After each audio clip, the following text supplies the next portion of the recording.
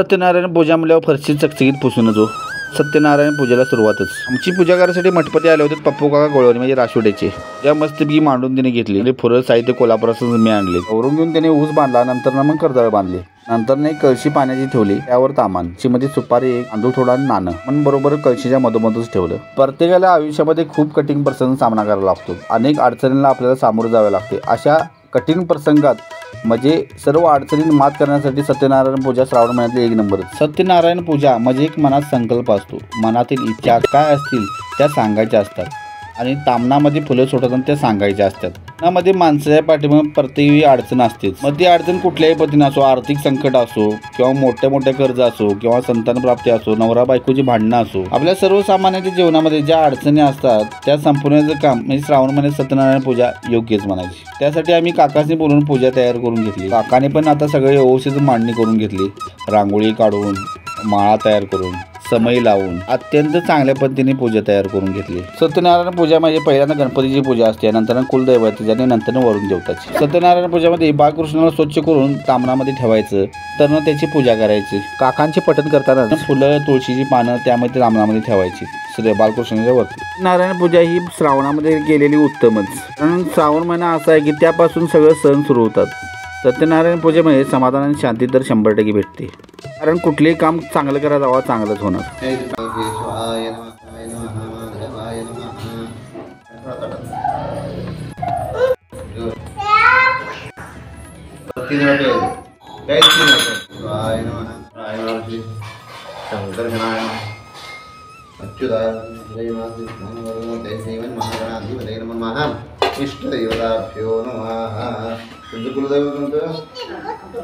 मसोबा भवानी देवताभ्यो नमः, ग्राम देवताभ्यो नमः।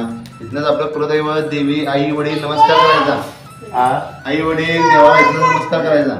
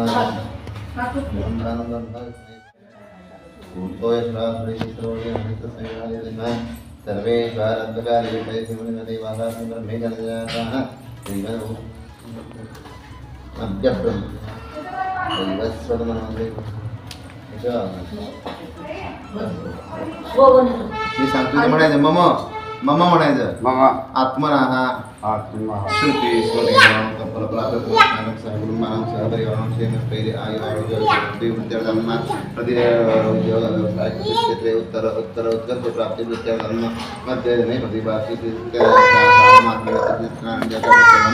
महागणपती पूजन कार्य छे कलिपाणी थोडा देवताभ्यो नमः। विनायकाय ध्यानधर्मे आवाहनार्थे आसनार्थे अक्षदान वदयामि।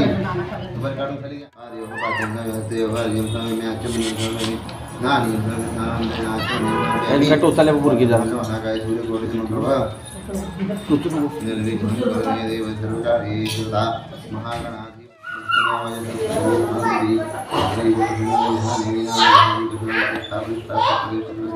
समोर्धम अस्तु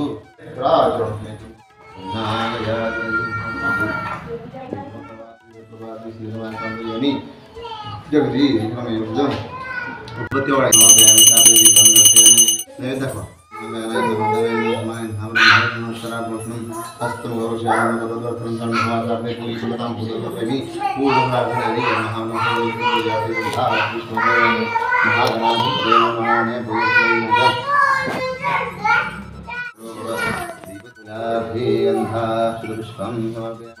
दोन्ही समयला दीपदेवताभिमानपूजार्थी समुद्रवसनदेवी पर्वतस्थं विष्णुवदेन सिद्धं पादपूजार्थी गंधा घोरी तस्मात् मूले तत्र ब्रह्मामध्ये मातृवंशः वृक्षोदकारासवे सप्तद्वीपाण्डरा ऋग्वेदोऽथ यजुर्वेदे सामवेदनाहं गंधा सपोजी टाका सुपर राहना केतवेना सूर्यादि नवग्रह देवतापेना नवलक्षेना सुब्राह्मण्य श्रायमा पापयेना सूर्यादि नवग्रह देवतापेना गायानि धन्यवाद अक्षदानवर्प्यामि भाताचा मसाला आहे ठेव जाते लोकलज्जा निवारणे नयोपकान्ते तुभ्यं वाससी प्रतिवेददाम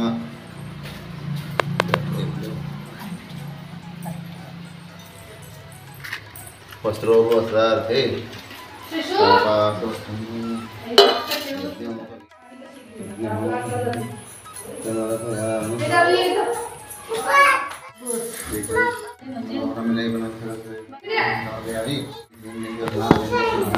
नमस्ते विष्णुदीने मालत्यादिनी वै प्रभो मया हितानि पूजार्थं पुष्पाणि वदत्तालोद्भव नानाविध पत्रपुष्पाणि वै प्रभो मया हितानि पूजार्थं पुष्पाणि देवानां धूपोऽयं प्रतिविशदां धूपम् आघ्रापयामि ताम्बूलं पूर्णफला नारिकेलं सकलपूजार्थे गन्धा पुष्पं समर्पयामि महागणाधिपते महागणपति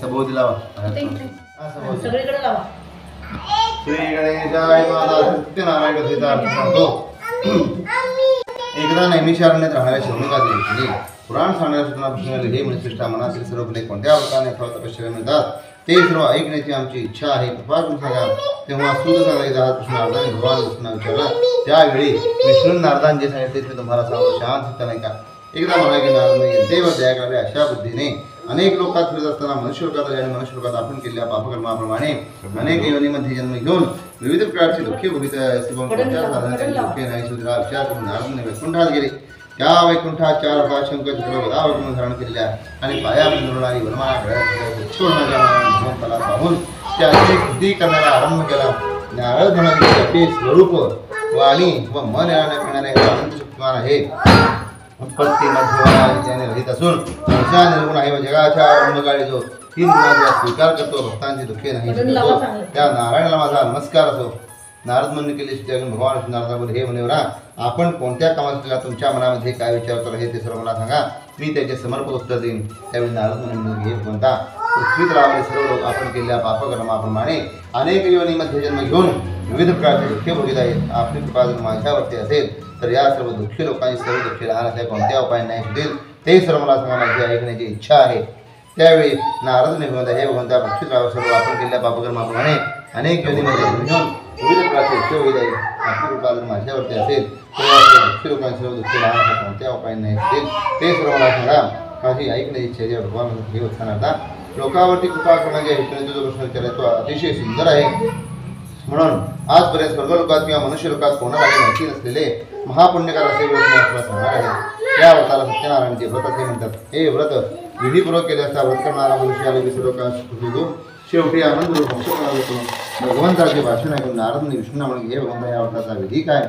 हे व्रत कोणत्या काली करावे तसेच हे व्रत पृथ्वीवरती पूर्वी कोणी केले होते ते सर्व विस्तार करून मला सांगा त्यावेळी भगवान म्हणता हे व्रत दुःखशोकांचा नाश करणारे असून धनधान्य यांची समृद्धी करणारे आहे तसेच सर्व कार्यामध्ये विजय करणारे हे व्रत आहे प्रदोषकाळी बांधव ब्राह्मण यांच्यासह धर्मावरती निष्ठाढ सत्यनारायणचे पूजन करावे केळी दूध शुद्ध दूध साखर आणि गव्हाचा रवा यांचा केलेला प्रसाद भक्तियुक्त अंतःकरणाने सत्यनारायणाला अर्पण करावा गव्हाचा रवा न मिळेल तांदळाचा रवा घ्यावा साखर न मिळेल तर गुळ घ्यावा आणि या सर्व वस्तू सवयाप्रमाणे एकत्र करून त्यांचा प्रसाद भक्तियुक्त अंतःकरणाने सत्यनारायणाला अर्पण करावा सत्यनारायण कथा ऐकून ब्राह्मण दक्षिणा द्यावी नंतर बांधव ब्राह्मण या समवेत भोजन करावे सत्यनारायण गायन नृत्य करावे हे भोजनादी सर्व कार्यक्रम पवित्र देवालयामध्ये करून सत्यनारायण स्मरणामध्ये घरी किंवा आपल्या घरी देवघरासारख्या पवित्र ठिकाणी जेवण करावे.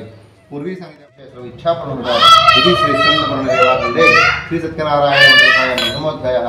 बोला पंढरीक वरदारी विठ्ठल श्री ज्ञानदेव श्री गुरुदेव दत्त हरे नमः श्री कृष्णाय नमः. सुसादाची याविषयी एक कथा सांगतो ते का. पूर्वी या पृथ्वीवरती काशी नगरामध्ये एक गरीब ब्राह्मण राहत होता. तो ब्राह्मण खूप वादाने आणि प्रतिबंधाला पृथ्वीवरती भिक्षा मागण्याचे करत होते. अशा अनेक धार्मिक ब्राह्मणावरती कृपा करणाऱ्या भगवंताने आणि त्या काशी नगरातल्या ब्राह्मणाला प्रश्न हे ब्राह्मण श्रेष्ठा सर्वांच्या इच्छा पूर्ण करून मनातील फल देणार आहे. त्या सत्यनारायणाचे पूजनाचं उत्तम व्रत तू कर. आणि त्या ब्राह्मणाला पूजनाचे सर्व विधान करून भगवान अदृश्य झाले. उत्तम ब्राह्मण सांगितले व्रत आवश्यक नसा त्या काशी नगरामधल्या गरीब ब्राह्मणाला लागल्यामुळे त्याला गावात भिक्षा म्हणजे द्रव्य मिळेल. त्या द्रव्यापासून सत्यनारायणाचे उत्तम पूजन करेल असा मनाशी शेकडो त्या दिवशी गावात भिक्षा मागे गेला. त्या दिवशी भिक्षेमध्ये त्याला भरपूर द्रव्य मिळाले. त्याने ते मिळालेल्या द्रव्यापासून विधिनोक्तीने सत्यनारायणाचे व्रत पूर्ण केले. या व्रताच्या प्रभावाने तो ब्राह्मण धनधान्य इत्यादी संपत्ती नियुक्त होऊन या लोकांमध्ये सुखी झाला. तेव्हा शेवटी सत्यनारायण प्रभूंच्या सत्यलोकामध्ये गेला. सांगतात की नारदांना काय सांगू ऋषीपणा विचारतात की त्या ब्राह्मणापासून प्रेमव्रत पुणे केले आणि पृथ्वीवरचे प्रत्यक्ष पुणे केले हे सर्व ऐकण्याची आमची इच्छा आहे. आणि श्रद्धा पण आहे. हा ब्राह्मण आपल्या वैभवाप्रमाणे आपले बांधवी सुद्धा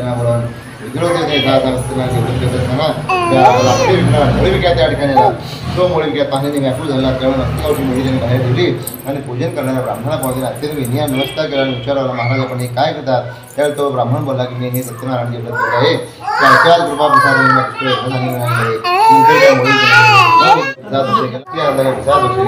आणि पाणी करून घरामध्ये मुळे विकण्यास निघाला. या गावात लाकडे विकून जे द्रव्य मिळेल त्या द्रव्यापासून मी सत्यनारायणाचे उत्तम पूजन करेन असा मनाशी निश्चय करून श्रीमंत लोकांच्या वस्तीत त्या दिवशी गेला. त्या दिवशी त्याच्या मुलीची नेहमीपेक्षा दुप्पट किंमत मिळाली. त्याने ते मिळालेल्या द्रव्यापासून सत्यनारायण पूजनात सर्व तयारी करून आपल्या घरी येऊन आपले बांधवी सुंदर बोलावून दिनोत्तरीने सत्यनारायण व्रत पूर्ण केले. या व्रताच्या प्रभावाने तो मोठी विकास धान्य इत्यादी संपत्ती नियुक्त होऊन या लोकात सुखी झाला. शेवटी सत्यनारायण प्रभूंच्या सत्य लोकांमध्ये गेला. श्री स्कंद पुराण देवाखंडे सत्यनारायण द्वितीयोध्यायः. बोला पंढरीक श्री ज्ञानदेव श्री गुरुदेव दत्त हरे नमः श्री कृष्णाय नमः. तो सांगत की याविषयी आणखीन एक कथा सांगतो ते का. पूर्वी या पृथ्वीवरती मुलकामुख नावाचा एक सार्वभौम राजा होता. तो राजा जितेंद्रिय सत्य बोलणारा भक्तिमान आणि बुद्धिमान होता. तो देवळात जाऊन प्रत्येक दिवशी ब्राह्मणांचा विधी संतुष्ट करत असे. त्याची पत्नी पतिव्रता सुंदरवदना अत्यंत रूपवान होती. एके दिवशी हा राजा आपल्या पत्नीसह नदीच्या तीरावरती सत्यनारायणाचे व्रत करत असताना व्यापारासाठी पुष्कळ द्रव्ये घेऊन साधुवणे नावाचा व्यापारी त्या ठिकाणी आला. ज्याने पूजन करणाऱ्या राजाला पाहून अत्यंत विनयाने नमस्कार केला आणि विचारला महाराज आपण हे काय घेतात. त्यावेळी तो राजा बोलला की धनधान्य राज्यपुत्र ऐश्वर या सर्व गोष्टी प्राप्त व्हाव्यात या हेतूने अतुल तेजस्वी सर्व मनोरथ पूर्ण करणारे सत्यनारायण भगवंताचे मी हे व्रत करत आहे. असे राजा जेव्हा केवळ साधवान बोलाय महाराज हे व्रत विस्तार करून मला सांगा मला संतती नाही ती या व्रतामुळे नक्की होईल. असे बोलून व्यापारासाठी अन्य गावात न जाता साधूने राजाकडून हे व्रत समजावून घेतले व अतिआनंदाने प्रसाद भक्षण करून आपल्या घरी परत गेला. आणि त्याने संतती देणारे हे व्रत आपल्या नावाच्या पत्नीला सांगितले. ज्यावेळी आपल्याला काही मुलबाळ होईल त्यावेळी हे व्रतने अवश्य करेन असा नवस सुद्धा देण्यात गेला. अशा प्रकारे लीलावती नावाची अशी पत्नी आनंदी अंतःकरणाने ते सेवा करताना सत्यनारायणाची कृपा प्रसाद गर्भवती राहिली. तुला कन्यारस्त झाले. ती कन्या पक्षात गंगाप्रमाणे वाढू लागली म्हणून तिचे नाव कलावती असे ठेवण्यात आले. साधवांच्या पत्नीने साधवांना काही दिवसांनी गोड वाढण्याचा प्रश्न विचारला. महाराज आपण पूर्वी नवस केले सत्यनारायणाचे व्रत का बरे करीत नाही असा तिचा प्रश्न साधवाने बोलला की हे प्रिये कलावती हे व्रतने अवश्य करीन. अशा प्रकारे पत्नीचे समाधान करून साधवान व्यापारासाठी दुसऱ्या गावाला निघून गेला. त्याची कन्या कलावती इकडे गुणाने वयाने मोठी होऊ लागली. आपली मुलगी लग्नाला योग्य झालेली आहे असे पाहून साधवाने आपल्या मित्रमंडळीबरोबर विचार केला आणि लगेच उत्तम वर शोधण्यासाठी एका दुःखाला आज्ञा केली. तो दूध आज्ञेप्रमाणे कांचन नावाच्या नगरात जाऊन एका वाड्याच्या मुलाला घेऊन परत आला. ज्यावेळी सर्व संपन्नाचे त्या साधवांनी विधियुक्त कन्यादान केले. त्यावेळी दुर्दैव आणि पूर्वी निवास केले व्रत करण्यास ते विचारला. त्यावेळी सत्यनारायण भगवान त्याच्यावरती रागावले. नंतर काळाच्या प्रश्नी व्यापारामध्ये चतुर असणार तो साधवाने आपल्या श्रीमंत जावयासह सिंधू नदीच्या काठावरती असणाऱ्या रम्य अशा रथस्थळापर्यंत जाऊन व्यापार करू लागला. ते दोघे वाणी चंद्रकी तो राजा नगरामध्ये व्यापार करत असताना काही काळ उत्तम गेला. इतक्या सत्यनारायण प्रभूंनी हा वाणी आपल्या सत्यनारायणाच्या पूजनाच्या प्रतिज्ञेपासून भ्रष्ट झालेला आहे म्हणून याला भयंकर दुःख प्राप्त होऊ दे असा शाप दिला. शाप दिल्यानंतर थोड्याच दिवसात चंद्रकी तो राजाच्या राजवाड्यामध्ये चोरी झाली आणि तो चोर चोरले तर साधूने त्या जावई ज्या ठिकाणी राहत होते त्या ठिकाणी आला. आपल्या मागून राजाचे दूत येत आहे असे पाहून तो चोर घाबरला त्याने चोरले द्रव्य साधवाने दारात टाकले व पळून गेला. इतक्यात ते राजाचे दूत सज्जन साधवाने घरापर्यंत आले. त्याने चोरीस गेलेली राजाचे द्रव्य त्या ठिकाणी पाहिले व हेच ते दोघे चोर आहेत ते समजून त्या दोघांना बांधल्या किल्ल्यातील कारागृहामध्ये टाकले. त्यावेळी ते दोघे म्हणे आम्ही चोर नाही असे वारंवार सांगत होते, परंतु गरिबाच्या मायेमुळे त्यांचे बोलणे कोणीच ऐकले नाही. उलट साधवण्याचे सर्व द्रव्य जप्त केले. सत्यनारायणच्या पाहून साधवणे पत्नीला सुद्धा फार दुःख झाले. त्यांच्या घरातील सर्व द्रव्य चोराने चोरले. तेव्हापासून मानसिक दुःख व रोगाने व्यापून भूक व तहाने दुःखी झाली. साधवण्याची पत्नी घरोघरी भिक्षा मागू लागली. साधवणी मुलगी कलावती पण घरोघरी भिक्षा मागू लागली. एके दिवशी कलावतीने एका ब्राह्मणाच्या घरी सर्व इच्छा पूर्ण करणारे सत्यनारायणचे व्रत चालले पाहिले आणि तिथे बसून प्रसाद भक्षण केला, प्रभूंची प्रार्थना केली आणि आपल्या घरी परत आली. त्यावेळी त्याला घरी परत येण्यासाठी फार रात्र झाले असल्यामुळे आईने तिला प्रेमाने विचारले, हे मुले तू इतकी रात्र होय म्हणून कुठे होतीस? तुझ्या मनामध्ये काय विचार चालू आहे ते सर मला सांग. त्यावेळी कलावती बोलली की आई मी त्या ब्राह्मणाच्या घरी सर्व इच्छा पूर्ण करणारे सत्यनारायणचे व्रत चालले पाहिले. मुलीचे वाक्य ऐकून साधवण्याची पत्नी अतिशय आनंदी झाली आणि तिने यथाविधी सत्यनारायण आपला पती व जावई लवकर घरी येऊ देत असा संकल्प करून यथाविधी सत्यनारायणचे व्रत पूर्ण केले. आणि हे भगवंता माझ्या पतीचे व जावयाचे अपराध क्षमा करायला आपण समर्थ आहात अशी प्रभूंची प्रार्थना केली. तेव्हा भगवान सत्यनारायण व्रताने संतुष्ट झाले आणि त्यांनी चंद्रकेत राजा स्वप्नात जाऊन सांगितले, हे राजा तू जे 2 आणि बदिशा टाकले त्यांना लवकरात लवकर मुक्त करा. तसे तू जे त्यांचे द्रव्य घेतले आहे ते त्यांना परत दे. असे जर तू न करशील तर धन राज्य पुत्र यासह तुझा नाश करेन असे राजाला स्वप्नामध्ये सांगून भगवान अदृश्य झाले. राजाने सकाळी उठून सभेमध्ये बसून स्वजनासह सर्वांना स्वप्न सांगितले आणि आपण जे 2 आणि बदिशा टाकले आहेत त्यांना लवकरात लवकर मुक्त करा अशी आज्ञा केली. दूताने राजाच्या आज्ञेप्रमाणे 2 वैश्य प्राण्यावर धमकी करून राजासमोर आणले आणि हात जोडून नम्रतेने म्हणाले की महाराज आपल्या आज्ञेप्रमाणे 2 वैश्यपुत्र बंधमुक्त करून आपणा समोर आणले आहेत, आज्ञा करावी. राजाने त्यांच्या बेड्या काढून त्यांना क्षौर कर्माने मंगल स्नान करविले. वस्त्रे अलंकार देऊन त्यांचा गौरव केला. नम्र भाषणाने त्यांना अत्यंत संतुष्ट केले व त्यांचे जे द्रव्य घेतले होते ते त्यांना दुप्पट करून दिले. बोलला की हे साधो तुमच्या दैवयोगामुळे तुम्हाला दुःख भोगायला लागले आहे. आता भीती नाही, तुम्ही तुमच्या घरी जावा. नंतर त्या दोघांनी राजाला नमस्कार केला. बोलले महाराज आम्ही आपल्या कृपेने आता घरी जातो. यदि श्री स्कंदपुराणे रेवाखंडे श्री सत्यनारायण व्रतकथायाम तृतीयोध्यायः बोला पुंडलिक वरदारी विठ्ठल श्री ज्ञानदेव तुकाराम श्री गुरुदेव दत्त हरये नमः श्री कृष्णाय नमः. सू सांगतात की नंतर या दोघा वाणीने आपणास वाटेत त्रास होऊ नये म्हणून ब्राह्मणांना द्रव्य देऊन आशीर्वाद घेतला व स्वतःच्या नगरास निघाले. ते काही थोडे दूर गेल्यावर संन्यास वेश धारण करणाऱ्या भगवंताने साधवण्याची परीक्षा करण्यासाठी, हे साधू तुझ्या नौकेमध्ये काय आहे ते सांग असा प्रश्न विचारला. धनाने उन्मत्त झाले ते 2 ते निंदा करून हसू लागले. बोलले की संन्यासी बुवा आमचे द्रव्य देण्याची तुमची इच्छा आहे काय? आमची नौका वेलीव पाणी आणि भरलेली आहे असे साधवण्याचे उन्मत्तपणाचे वाचन ऐकून संन्यास वेश धारण करणाऱ्या भगवंताने साधवण्याला तुझे बोलणे खरे होऊ दे असा शाप दिला. आणि तिथून थोड्याच अंतरावर असा समुद्राच्या काठावर जाऊन बसले. संन्यासी दूर गेल्यावर साधवण्याने आपले नित्यकर्म केले आणि नौकेकडे जाऊन पाहू लागला. हलकेपणामुळे नौका भरली पाहून साधवणे आश्चर्यचकित झाला. नौकेत वेलीव पाणी भरली पाहून साधवणे बेशुद्ध होऊन जमिनीवर पडल्यावर थोड्या वेळाने सावध होऊन चिंता करू लागला. त्यावेळी त्या जावई बोलला की महाराज आपण शोक का करता? त्या संन्यासीने आपला जो शाप दिलेला आहे त्यामुळे हा सर्व प्रकार घडलेला आहे. तो संन्यासी पाहिजे ते करायला समर्थ आहे म्हणून आपण त्याला शरण जाऊया म्हणजे आपले सर्व मनोरथ पूर्ण होतील असे जावयाच्या भाषणातून साधू आणि त्या संन्यासाजवळ गेला. त्याला पाहून भक्तीने नमस्कार करून बोलायला की महाराज मी जे आपला जर खोटे बोलते अपराधाची मला क्षमा करा. मी आपल्याला शरण आलेलो आहे. माझे पूर्वीचे द्रव्य मला परत मिळावे असे साधवण्याचे भक्तिभावयुक्त वाक्य ऐकून संन्यास वेश धारण करणाऱ्या भगवंतांनी साधवण्याला इच्छित वर द्यावा दृष्टी झाले. नंतर साधवण्याने परत नौकेकडे जाऊन पाहिले तर पूर्वीप्रमाणे नौका द्रव्याने भरलेली आहे असे त्याला दिसले व सत्यनारायणाच्या कृपेनेच मला हे सर्व मिळाले असे म्हणून सर्वांना बोलावून त्याने यथाविधी सत्यनारायणाचे व्रत पूर्ण केले आणि प्रयत्नाने नौका नदीमध्ये लुटून आपल्या नगराकडे निघाला.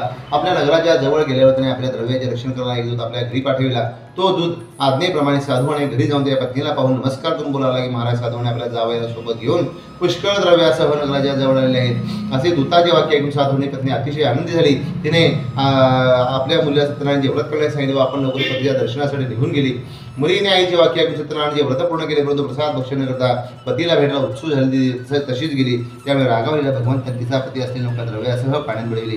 त्यावेळी त्या ठिकाणी आलेल्या कलावतीला तिचा पती दिसला नाही. त्यामुळे ती अत्यंत शोकाने विवळ रडत भूमीवरती पडली. इतक्यात पती नाहीस झाले. कलावतीने पतीच्या पादुका घेऊन सती जाण्याचा निश्चय केला. धार्मिक व सज्जनाचा तो साधू आणि पत्नीसह मुलीच्या अशा अपकारचे चरित्र पाहून अतिशय शोकाने संतप्त झाला व सत्यनारायणानेच माझी नौका नाहीशी केली असेल कारण त्याच्या मायेने मी मुग्ध झालेला आहे. नंतर सर्वांना बोलावून सांगितले की माझे मनोरथ पूर्ण झाल्यास मी सत्यनारायणाचे यथासांग पूजन करेन आणि सत्यनारायणला पुन्हा पुन्हा साष्टांग नमस्कार घातले. तेव्हा दिनाचे रक्षण करणारे भक्तप्रेमी भगवान आकाशवाणीने बोलले की हे साधो ही तुझी कन्या प्रसादाचा त्याग करून आपल्या पतीला भेटायला आलेली आहे म्हणून ही तुझी कन्या तुझा ही तुझी कन्या जर घरी जाऊन आदराने प्रसाद भक्षण करून येईल तर तिचा पती तिला परत प्राप्त होईल यात संशय नाही. कलावतीने आकाशवाणी ऐकले तिने घरी जाऊन आदराने प्रसाद भक्षण केला आणि पुन्हा बंधनात येऊन पाहिले तर तिचा पिस्वाजनासह तिच्या दृष्टीला पडला. नंतर ती आपल्या पित्याला बोलली की आता लवकरात लवकर घरी चला, उशीर का करता. मुलीच्या अशा प्रकारचे वाक्यानुसार होणे अतिशय आनंदी झाला. त्याने 10 वेळी सत्यनारायणाचे व्रत पूर्ण केले आणि त्यावेळेपासून प्रत्येक महिन्या पौर्णिमा व संक्रांत या दिवशी सत्यनारायणाचे व्रत करून या लोकात सुखी झाला. शेवटी सत्यनारायण प्रभूंच्या सत्यलोकामध्ये गेला. इति श्री स्कंद पुराणे वाक्य श्री सत्यनारायण व्रतकथा चतुर्थोध्याय. बोला पुंडलिक वरदान विठ्ठल श्री ज्ञानदेव द्वारा श्री गुरुदेव दत्त हरे नमः हरे नमः श्री कृष्णाय नमः.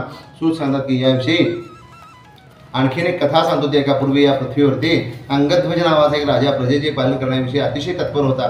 त्याने प्रसादाचा त्याग केल्यामुळे त्याला अतिशय दुःख भोगायला ते असे की एकदा हा राजा अरण्यातून सिंह वाघ वगैरे प्राण्यांची शिकार करून वडाच्या झाडाखाली विश्रांती घेत बसलेला असताना त्या ठिकाणी काही गवळ्याचे लोक सत्यनारायणाची पूजा करतायत असे त्या राजाला दिसले. परंतु राजा हे सर्व पाहुणे त्या ठिकाणी गेला नाही आणि त्याने सत्यनारायण भगवंताला नमस्कार सुद्धा केला नाही. तरी सुद्धा त्या गवळ्याच्या लोकांनी पूजा झाल्यावर सत्यनारायणाचा प्रसाद राजाच्या समोर आणून ठेवला आणि त्या सर्व उपबांधवांनी प्रसाद भक्षण केला व आनंदी झाले. राजा मात्र प्रसाद न घेतल्यामुळे अतिशय दुःखी झाला. त्या राजाचे 100 मुलगे धनधान्याने सर्व संपत्ती नाश पावली. हे सर्व सत्यनारायणाच्या अवकृपेमुळे झाले असे त्या राजाला वाटले. ज्या ठिकाणी त्या गोपबांधवांनी सत्यनारायणाचे व्रत केले होते त्या ठिकाणी अरण्यामध्ये जाऊन त्याने यथाविधी सत्यनारायणाचे व्रत पूर्ण केले. या व्रताच्या प्रभावाने त्याची गेलेली सर्व संपत्ती धन धान्य राज्य पुत्र ऐश्वर्य परत मिळाले. हा सर्व लाभ सत्यनारायणाच्या पूजनामुळे झाला. म्हणून सर्वांनी सत्यनारायणाचे पूजन अवश्य करावे. जो कोणी अति दुर्लभ असे सत्यनारायणाचे व्रत करतो आणि फळ देणारी याची ही कथा भक्तिभावाने ऐकतो त्याची सर्व पापे श्री सत्यनारायणाच्या कृपेने नाहीच होतात. जो दरिद्री असेल त्याला द्रव्य मिळते. जो बंधनात पडलेला असेल तो बंधनातून मुक्त होतो. जो भयभीत झालेला असेल तो सत्यनारायणाच्या पूजनामुळे भीतीपासून मुक्त होतो. इच्छित संपूर्ण ऐश्वर या लोकी बघून अंती सत्यनारायणाच्या नगराला जातो. या देवाला कोणी काल म्हणतात, कोणी ईश म्हणतात, कोणी सत्यदेव तर कोणी सत्यनारायण असे म्हणतात. नाना रूपे धारण करून भक्तांच्या इच्छा पूर्ण करणारा असा हा भगवान कलियुगामध्ये सत्यनारायण व्रतरूपी होईल. मुनिश्रेष्ठ हो, लोक हो, जो कोणी ही कथा पठन करील किंवा श्रवण करील त्याची सर्व पापे श्री सत्यनारायण कृपे नाहीच होतात. इथे श्री स्कंद पुराणे वाक्ये श्री सत्यनारायण व्रतकथायां पंचमोध्यायः. बोला पुंडलिक वरदानी विठ्ठल श्री ज्ञानदेव तुकाराम श्री गुरुदेव दत्त हरये नमः हरये नमः श्री कृष्णाय नमः. उद्बत्ती नैवेद्य जरा दे. वर्षयामि महाब्रह्मणे नमः. उत्तरापोष्णं हस्तमुखप्रक्षालनं करोतिमार्तिक्यमृतिगृह्यधाम सुखकर्ता सुखहर्ता वार्तायनाहि सर्वैर्भूतैः प्रेमरूपाणि सर्वाङ्गी सुन्दरावृतसिन्धूराजी कण्ठी जळके मामुक्तापणा. जय देव जय देव जय मंगलमूर्ति दर्शनमात्रै कामना प्रति. जय देव गौरी कुमरा चंदनाची कोटी कुंकुमकेशरा मुकुट शोभे शोभरा. जय देव जय जय मंगलमूर्ति दर्शनमात्रे मन कामना प्रति. जय देव लंबोदर पिता सरळ सोंड वक्र तोंड त्रिनयना भासरामाचा वाटपाहे सदना संघटिता निर्वाणी रक्षावे सुरवर वंदना. जय देव जय मंगलमूर्ति दर्शनमात्रे मन कामना प्रति. लवतवती विक्राणा ब्रह्मांडी बाणा विषेकंठ काळा श्रीनेत्री ज्वाळा लावण्य सुंदर मस्तकी भाळा ते दुनिया जळ निर्मळ वाये जुळजुळा. जय देव जय शिवशंकरा आरती वाळू तुझ कर्पूर गौरा. जय देव कर्पूर गौरा भोळा नैनी विशाळा अर्धांगी पार्वती सुमनांच्या माळा. उदेशे उधळण श्रीकंठ नीळा ऐसा शंकर शोभे उमाने शाळा. जय देव जय शिवशंकरा आरती वाळू तुझ कर्पूर गौरा. जय देव देवी दैत्य सागर मंथन मैके त्या माझी अवचित हरणे सुवासपणे प्रार्थन केले नीलकंठ प्रसिद्ध झाले. जय देव जय शिवशंकरा आरती वाळू तुझ कर्पूर गौरा. जय देव व्याघ्रांबर मणिवर्धन सुंदर वदनारी मनोहर मुनियत्कारी शतकोटी जय बीजवाचे उच्चारी रघुदेवरा दासांतरी. जय देव जय शिवशंकर आरती वाळू तुझ कर्पूर गौरा. जय देव श्री वीराचर अवतार तारक दो देवा सुरवर मुनि जन भावी कर्ती तव देवा कमला रमणा श्रीनाग्नि देवा कमलाक्षा मंजरक्षी तत्पर वरदावा जय देव जय वेंकटेशा केवल करुणा सिंधु पूर्वीशेयाशा जय देव हे निज वैकुंठ धरुणी धातो मी तुझे दासवी तो गुण कैसे सकळिक लोकाते देखो नी तुझे स्वरूप सुख अद्भुत हो दे ज्ञाता तुझला श्रीपती दृढमानस हो दे जय देव जय वेंकटेशा केवल करुणा सिंधु पूर्वीशेयाशा जय देव दुर्गे दुर्गट भारी तुझे संसारी अनाथनाथे अम्बे करुणाविस्तारी वारी वारी जन्म मरणाची वारी लो आता संकट निवारी जय देवी जय महिषासुरमर्दिनी सर्वेश्वर वरदे संजीवनी जय देवी त्रिभुवन माता दुलारी साई ब्रह्मले परम बोले काय साई वाली प्रतापन लोकनवाही देवता लागे पावत रवलाही जय देवी जय महिषासुरमर्दिनी सर्वेश्वर वरदे संजीवनी जय देवी प्रसन्न बेटा मातुल कोटि कोटि बहुपाशा अम्बे दुवादुन कोटि नाशा पद पंकज केसा जय देवी जय महिषासुरमर्दिनी सर्वेश्वर वरदे जय महाजनाजना पितरीकं सर्वेक प्राणिकरीकं नवतेनि पूर्वं प्रणामदारं संसारदारं विजेन्द्रारं तदा वसन्तं हृदयारविन्दे भवं भवामि सैदन्नमामि जय आरती खाली आणि कापूर अर्थ त्रिगुणात्मक त्रैमूर्ति रक्षाधान त्रिभुवनी अवतार त्रैलोक्यरान निधि निधि शब्द नये अनुमान सर्वरमणीय समान ज्ञान जय श्री गुरुदत्ता आरती हो वारिता हरि भव चिंता जय देव सभाभ्यंतरी एक दत्त अभाग्यासी चक्री मात्र पराई परदी चरितायत जन्मामरणादा कुर्लाभेयंत जय देव जय श्री गुरुदत्ता आरती हो वारिता हरि भव चिंता जय देव दत्त एवोनिया उभाटा सद्भावे साष्टांगे प्रणिपाते प्रसन्न होनिया शिवादविता जन्मामरणादा फेरा तुमीला जय देव जय श्री गुरुदत्ता आरती हो वारिता हरि भव चिंता जय देव दत्त ऐसे लागले साये उन्मन नितुपणाची गादी बळवण श्री दत्त जय देव जय श्री गुरुदत्ता आरती हो वारिता हरि भव चिंता जय देव महानिंगनाची केली गोंधळी कापूरवाळा आरती दत्ताच म्हणत होता जय जय आरती अवधूता जय आरती अवधूता जय आरती अवधूता जय मी तुपनागा भाव टाकुनी मी तुपनागा भाव टाकुनी दर्शन दे संता जय आरती अवधूता जय आरती अवधूता जय आरती अवधूता जय ज्ञान खेळ कल्पुनी ज्ञान खेळ कल्पुनी सुतदेसी सीता जय आरती अवधूता जय आरती अवधूता जय आरती अवधूता जय प्रेमासव जन्म घेतला प्रेमासव जन्म घेतला मानली कोण दत्ता जय आरती अवधूता जय आरती अवधूता जय आरती अवधूता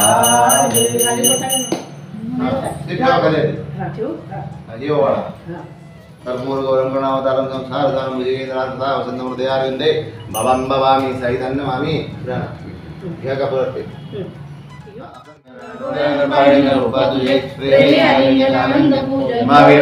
ममेव माता पिता त्वमेव बन्धुश्च त्वमेव विद्याद्रविणं त्वमेव सर्वं मम देव कायेन वाचा मनसेन्द्रियेण प्रकृति स्वभावात् करोमि यत्सकलं परस्मै नारायणाय समर्पयामि अच्युतं केशवं रामनारायणं कृष्णदामोदरं वासुदेवं श्रीधरं माधवं गोपिकावल्लभं जानकीनाथं रामचन्द्रं हरे राम राम राम हरे हरे हरे कृष्ण कृष्ण कृष्ण हरे हरे हरे राम राम राम हरे हरे हरे कृष्ण कृष्ण कृष्ण हरे हरे ओम यज्ञेन यज्ञमयन्त देवास्तानि धर्मानुर्धमान्यासन् देहनाथं महिमान सत्यं देशपूर्वे साध्यासन्ति देवा ओम राजाधिराजाय तथैसायिने नमो वयं वै श्रवणाय कुर्महे समे कामान् कामकामाय मह्यं कामेश्वरो वै समुद्रादु कुबेराज वै श्रवणाय महाराजाय महंसस्थितां राज्यं भोजं स्वराज्यं वै राज्यं पारमेश्वरं राज्यं महाराज्यमाधिपत्यमह्यं समन्तवर्यायि स्यात्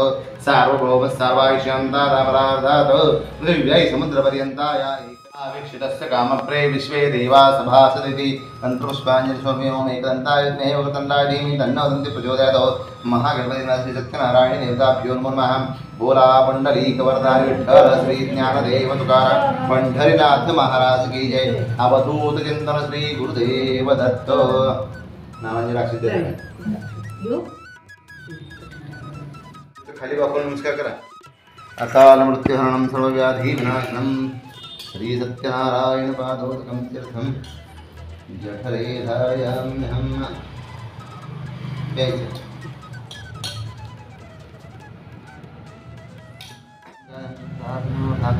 देवद्वीजवसादेन सर्वे अर्थाः भवन्तु ते चिन्तितमनोरथसिद्धिरस्तु दीर्घायुष्यमस्तु देवद्वीजवसादेन सर्वे अर्था भवन्तु ते चिन्तितमनोरथसिद्धिरस्तु दीर्घायुष्यमस्तु कल्याणमस्तु उठा उठा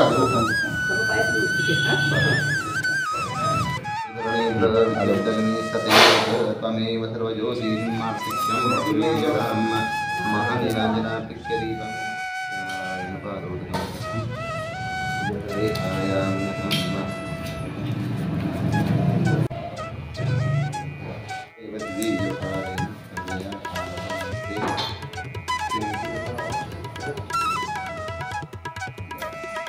अशा पद्धतीने आमच्या कोल्हापूरमध्ये पूजा असते जेणेकरून मन प्रसन्न होते आणि चैतन्यमय वातावरण तयार होते। सत्यनारायण पूजा ही आमच्या घरात चांगल्या पद्धतीने घडली। सत्यनारायण पूजेला प्रसादसाठी आम्ही शिरा केला होता, नैवेद्य पण दाखविला आणि पूजेची सांगता केली। काकांच्या आम्ही सगळी पाया पडलो, श्रेयांशी सुद्धा पाया पडला आणि काकाने निरोप घेतला, घरी गेले काकामा आणि नंतर मग घरातल्या लोकांना प्रसाद दिला।